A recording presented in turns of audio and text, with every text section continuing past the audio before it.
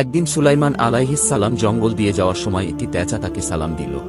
সালামের উত্তর দিয়ে তিনি পেঁচাকে জিজ্ঞাসা করলেন, তুমি সবসময় একা একা গম্ভীর হয়ে থাকো কেন? পেঁচা বলল, মরার পর একাই থাকব, তাই একাকী বসে থাকি।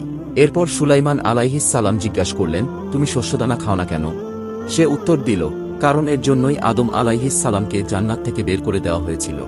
তারপর পেঁচাকে জিজ্ঞাসা করলেন, তুমি পানি পান করো না কেন? পেঁচা উত্তরে বলল, নূহ আলাইহিস সালামের কওমকে পানিতে ডুবিয়ে মারা হয়েছিল, এজন্য আমি পানি পান করি না। সুলাইমান আলাইহিস সালাম এরপর জিজ্ঞাসা করলেন, তুমি লোকালয়ে না থেকে কেন ঝোপঝাড়ে থাকো?